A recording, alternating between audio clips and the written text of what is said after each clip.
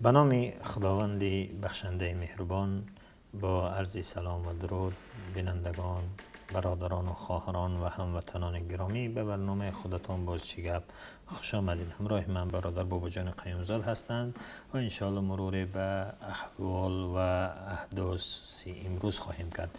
شروع میکنیم از اینکه نرخ راهگیرا در دوشنبه باز هم گران می شود. خدمات ضد انحصاری نزد حکومت جمهوری تاجیکستان گفته است، اجازه داده است که راهگیرا در شهر دوشنبه گران شود. این در حالی است که ما میبینیم که نرخ بنزین در پسترین حالت و ارزانترین وضعیتش قرار دارد، ولی باز میبینیم که نرخ راهگیرا به اون هم شهروندان و استقامت کنندگان این شهر که مشکلی زیاد هم دارند، باز مشکلی اونها را دوچند خواهد کرد. البته این قضیه رو ما یک بحث دیگر هم در سامانه توج نیوز بود که در تمام دنیا بنزین نفت ارزان می شود، ولی در تاجیکستان هیچ تأثیری نمی کند ارزان شدن، ولی اگر گران شود اولین تأثیرش به تاجیکستان می رسد. و شما تصور کنید که 3 برابر نرخ نفت در دنیا امروز ارزان شده است از اون روزهای بودگیش. 3 برابر ارزان شدن نرخ نفت با نه تنها با نرخ بنزین در تاجیکستان هیچ تغییر نکرده است، حتی امروز راهگیرا بلند هم می شود. برای مثال اگر شما مثلا مردم این رو در نظر بگیرن که مثلا نرخ راهگیرا باید بلند شود و اگر در رابطه با نرخ دلار و اینها اگر حساب کردنی باشیم، ولی قضیه اینجا فرق میکند، چون که راهگیرا در آن زمان میتواند مربوط به دلار، نرخ دلار باشد که ترانسپورت های ما از سوزشباری یا اینکه از همون بگیم که موادی غیر نفتی استفاده کنند، مثل مترو اگر باشد، مثل ترالیبوس اگر باشد در ما، تراموای باشد در ما، ولی در ما اصلا اینا نیست. در ما تمام نقلیات مسافرکشانی ما با مربوط است به همه آنها به نفت، یعنی یا بنزین یا سرکه. ولی مثلا میتوانند شوفیران یا اونهایی که متصدی این کار هستن، مثلا شوفیرانی همین خیلی مرشودکه و اینها میگویند که بله ما اگر یک سوم گرفتیم در پیش، این خیلی چیزها رو ما میتونستیم انجام بدیم، خیلی از احتیاجات ما، حالی که یک سوم دیگر اون قدر یک سومانی دیگر رو ندارد، اون به 50 درم برابر شده است. ببینید اگر قضیه این باشد که این باید نرخ‌ها به خاطر این گران شوند، اول باید معاش مردم بالا برده شود، درست است؟ چون معاش مردم هم دیگر اون کفایت رو نمیکند که برای نرخ تمام چیز باید بالا برود، ولی معاش مردم هیچ تغییری نکند. این اصلا منطقی نیست. ولی وعده شده است که ماه می این انجام بشه. خب اگر اون از ماه می می شود، چرا نرخ راهگیرا باید از حاضر بلند شود؟ یعنی اصلا این مسائل ضد و نقیضی هست که در کشور ما یک چیزی معمولی شده است. خب شما ببینید مسئولین میآیند یک کاری میکنند که بنزین در تمام دنیا ارزان می شود، نرخ نفت ارزان می شود، در ما نرخ راهگیرا گران می شود. در مقابل شما تصور کنید معاش مردم چی؟ درست که نرخ دلار از 500 سومانی اومده است 100 دلار به 900 سومانی تقریبا، و چی مثلا اینجا تغییر کرده است؟ کی ضرر میکند اینجا؟ مردمی که از روسیه پول وارد میکرد برای مثلا چی شده است نرخ پولی او در روسیه دلار تماما پس شده است. دیگر نرخ همون پولی که مردم در اون سال اول میگرفتن، مثلا شاید اگر بگیم مثلا 40,000 روبل روسی میگرفتن، برابر با 1000 دلار میشد، حاضر اون تقریبا 300 دلار میشود. چه خیلی میتونن مردم با این مثلا بسیار خوب. این اگر حالا خدماتی ضد انحصاری نزد حکومت جمهوری تاجیکستان اعلام نکرده است که چند درصد این افزایش بیاید و این مربوط به شهرداری تاجیکستان دوشنبه است، ولی اگر در حالت اجرایی شدن این کار، این قرار، آیا مردم تاجیکستان خصوصا استقامت کنندگان دوشنبه به مشکلات روبرو میشوند؟ طبیعی است. وقتی که شما تصور کنید مردم مثلا معاش مردم از هیچ تغییر نمیکند و نرخ تمامی چی در کشور گران می شود، این یکی از چیزهایی هست که مربوط به شهرداری است و مربوط به اجازت است. اینا اجازت میپرسن. نرخ‌های دیگر را چی مثلا نرخ ارد امروز نرخ ارد امروز الکی نرخ ارد در تاجیکستان خیلی گران شده است. بله. بیا روغن مثلا همون موادهای اولیه مورد نیازی مردم در تاجیکستان خیلی گران شدن. درست بر ضمن این تنها چیزی هم که امروز در مثلا می توانست حکومت اون نگه دارد همین نقلیات و اینها بود. یک بگیم که در اختیار حکومت که می توانست اون تنظیم کند، این هم دوباره بالا میبرد. درست نرخ ارد از دلار از اینها وابسته است، اون باید اون نمیتواند حکومت تنظیم کرده، در حالی که در کشورهای دیگر چنین نیست. در بسیار کشورها حکومت برای اینکه نرخ مواد غذایی اولیه مثل ارد و مثل اینها را نگه بدارد، یک پول از حساب مثلا درآمد دولت از حساب بودجه دولت جدا میکنند تا هر چقدر نرخ مثلا ارد اگر در قیمت پست و بلند هم شود در داخل کشورشون حفظ کنن نرخ ارد. یعنی مثلی که در مصر حدودا حکومت بیش از 1 میلیارد دلار صرف کند که تا اینکه نرخ ارد اینو حفظ کند، یعنی اون اولویات اولیه رو حفظ میکند. ولی در ما این وجود ندارد، هیچ چیزی برای مردم حتی همون خوراکیش هم حفظ نمیکنن. ولی همین تنها یک نقلیات هم که بود، این هم میخواهند که دوباره اضافه کنن، این هم نرخش گران کنن که واقعا برای مردم ما در این شب و روز واقعا مشکل است. حاضر کی میدونه کی باز مشکل میبینند؟ معلمی بیچاره، اون کارمند وزارت که بسیار معاش کم دارد، یا زیایی یا ژورنالیست، و حتی اون بیچارهایی که در بازار میشینند و اونها باز از اونها صحبت نکن، اونهایی که بیچاره بیکار هستند اونها باز وضعشون بدتر میشن.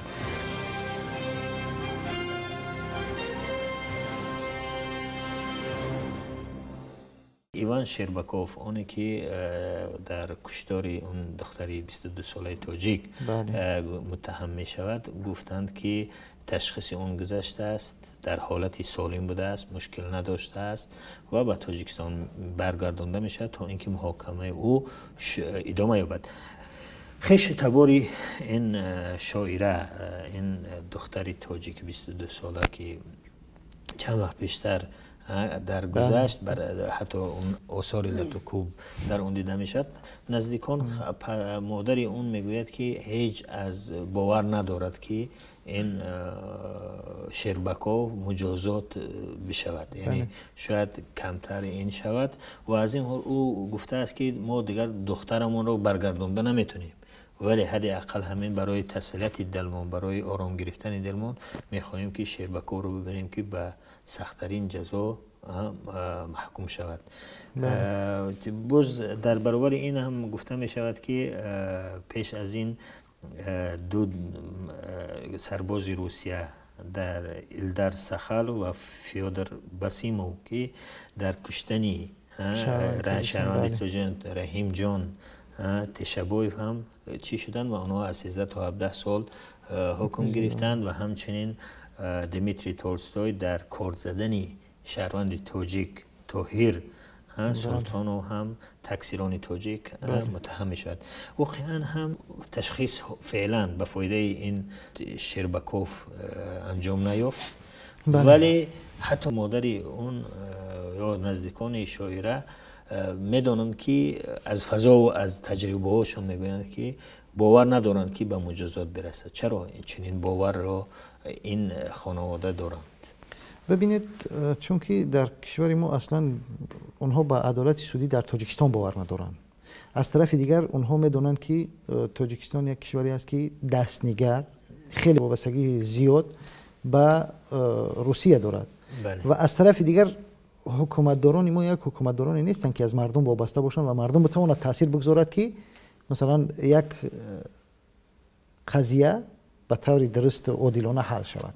یعنی اگر پرزیدنت از مردم وابسته باشد، مردم میتواند تاثیر بگذارد، ولی در اینجا همه میداند که پرزیدنت در تاجیکستان هر چی میخواهد همون میشود و روسیه هم این را خوب میداند و هر وقت که بخواهد هر کاری را انجام بدهد با یک فشار بالای حکومت نتواند که به راحتی کارش انجام بدهد. من میخوام یک نکته دیگر را در اینجا توجه کنیم. ببینید، همیشه اگر از یک حزب چند نفر جنایتکار پیدا شود، دو سر و صدای همه بلند می شود که ما 17 نفر جنایتکار از فلان حزب امسال ثبت نام کردیم، یا مثلا فلان مقدار جنایت صادر شده است از طرف فلان ملا که اصلا حزبی هم نیست، از حزبی نزد. ولی شما ببینید که همین از طرف سربازان پایگاه 201 چند نفر شد که به چنین جنایت دست میزنند؟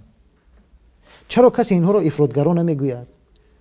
چرا نمیگوید که اینها خشونت ایجاد میکنند؟ حساب نمیکنند. ولی وزارت خارجه تاجیکستان در نوتش گفته است که ما طلب داریم که چنین حادثه ها تکرار نشود. بله. از کی طلب میکنند؟ این چندم حادثه است این؟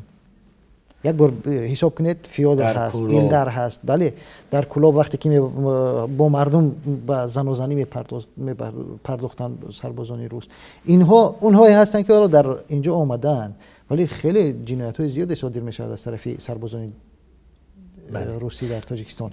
ولی چرا؟ من واقعا قضیه رو باید درست نگاه کنیم. نخواد که حکومت تاجیکستان توانی در داخل کشور خودش حمایت کردن مردم خودش نداشته باشد از سربازان روس. پس چی انتظار داریم که از مهاجران ولی ما باید این رو بدونیم که 7000 سرباز و افسر روس که در تاجیکستان هستند امنیتت دارند. بله، دخل ناپذیری. یک دیپلمات را به حد دیپلمات دارند. بله. و این چیز اونها را خیلی حمایت میکند و این چیز سبب شده است که چنین یعنی خشونت ها علیه شهروندان تاجیکستان توسط اونها صورت بگیرد. ببینید شما همه این مربوط نشد، باز هم برمیگردد به چی؟ باید راه حل برای این قضیه پیدا کرد.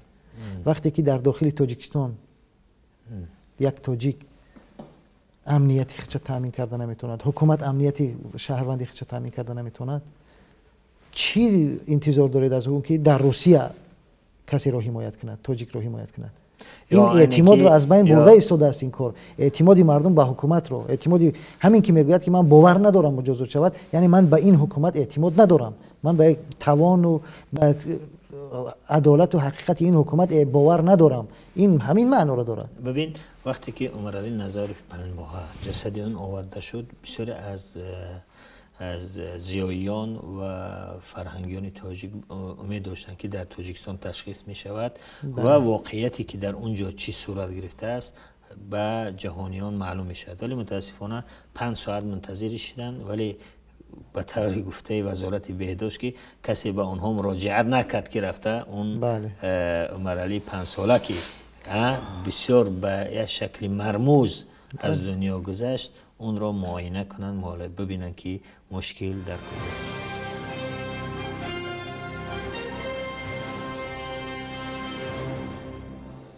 بناها و کارخانه های محیدین کبیره رهبری حزب نهضت اسلامی تاجیکستان و حاجی حلیم سنجش گذرانده می شود. بله. یعنی خیلی که دیدیم چندین کارخانه های حاجی حلیم و نزدیکان آنها را آشکار کردن در تلویزیون که اینقدر پول داشتن، اینقدر کارخانه، اینقدر اینها.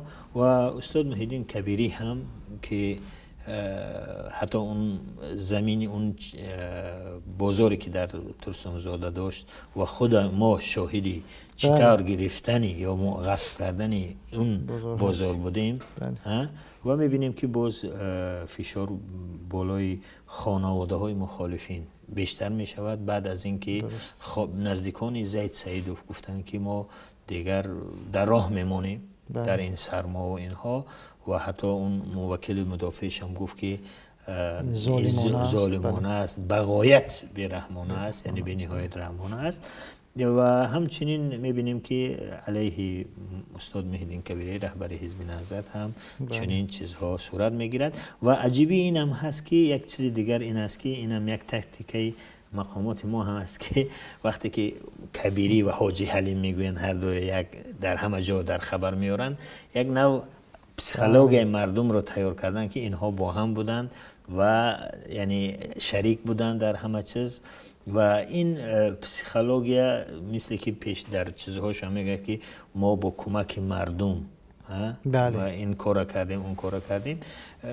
به هر حال اینها از نگاه روانی تأثیرات خود را خواهند داشت و وقتی که این چیزها رو میگن بیشتر شاید هدف این نباشد که از سنجشی جدیدی این کارخانه های اونها باشد. هدف این است که این شخص را یک جای آوردن تا اینکه در تصور مردم عامه بخصوص این برسد که حاجی حلیم و محیدین کبیری هم شریک بودند و هم دستی داشتند.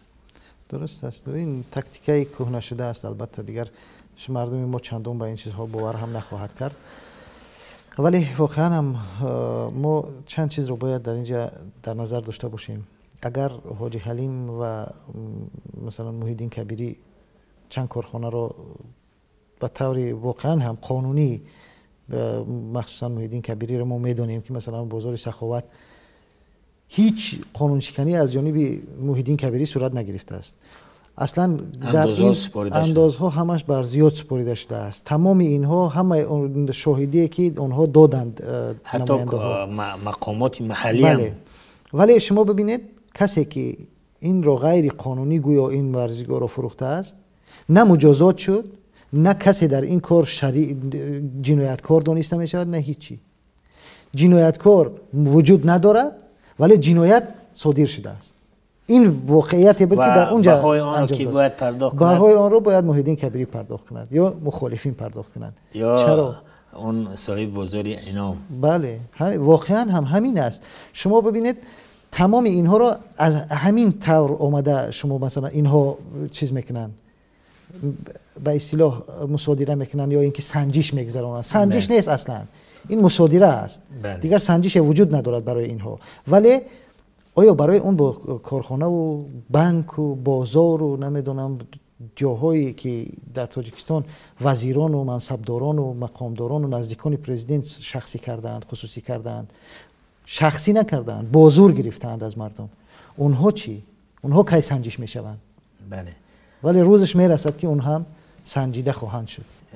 تاریخ همه چیز را آشکار خواهد کرد که چی کار میکرد و محیدین کبیری آیا واقعا اینها را کرد یا که این همه این چیز بعد آشکار خواهد شد و حتی حاضرم قریب همه میدونن که چی میگذره در دنیا. ولی متاسفانه اون ترس و وهمی که در مردم وجود دارد نمیتونن که اظهار نظر کنند.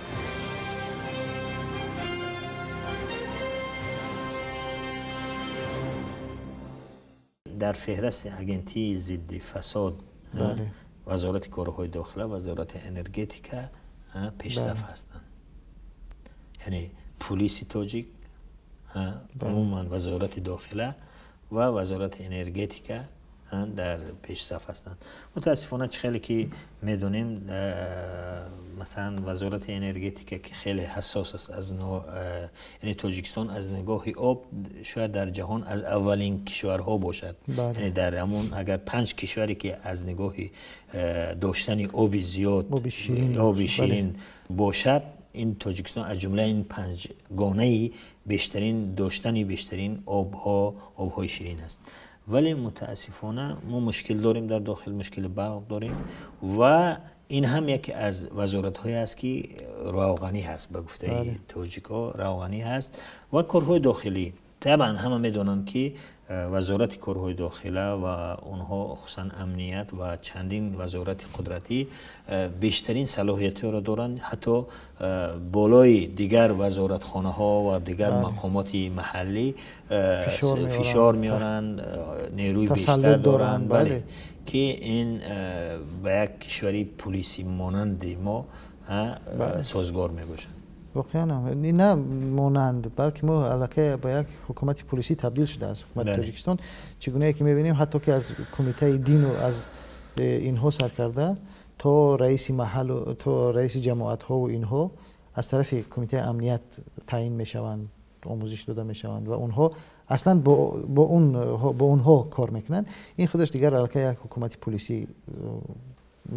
پلیسی است در کشور. ولی در عموم شما ببینید مسئله فساد تنها خاصی این وزارت ها هم نیست. در تمام رگ و پیوند این جامعه ما این فساد اینها جاری کردند فساد را جزئی سیستم کردن. برای مثال اگر شما به هر کجایی بروید برای یک امضا گرفتن، حتی برای شهادتنامه تولد برای فرزندتون، حتی برای نمیدونم یک امضا برای هر کاری از رئیس جماعت سرکرده تا بالا، همه برای یک امضا از شما پول طلب دارد. این سیستم است. این فساد علاقه جزئی سیستم ما شده است. چگونه این را میتوانی از بین ببره؟ این همش یک نمایشکاری است که میخواهند یک نفر را که در یک جا چیز گذاشتن میخوان اون را به نمایش بگذارن که اون میتواند یا که از حسابی گویا که کار کرده است و امروز چیزهایی را میگویند. وگرنه فساد در این جامعه اونقدر ریشه دارد که در هر قدمش فساد وجود دارد. این را باید یک فکر اساسی به حالش کرد.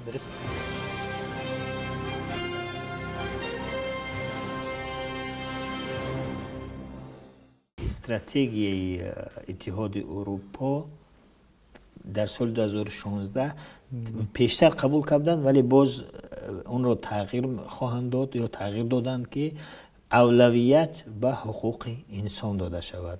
در پیشتر میگفتند که در استراتژی اتحاد اروپا بیشتر اولویت در اقتصادیات است، ولی دیدند که وضعیت حقوق انسان در تاجیکستان در آسیا مرکزی بخصوص تاجیکستان بیشتر دیده می شود. اونها تغییر دادن. یکی از اونهایی که سفر کرده بود به این اتحادیه اروپا در هیئت به یکی از رسانه‌های خبری محلی تاجیکستان گفته است که حتی سفیر اتحادیه اروپا اوید به آسیا مرکزی گفت که بدترین چیز این شکنجه است که احتمال به جوابگری جنایی کشیده شدن شخص بیگناه و با این جنایتکاری اصلی در آزادی ماندنش وجود دارد.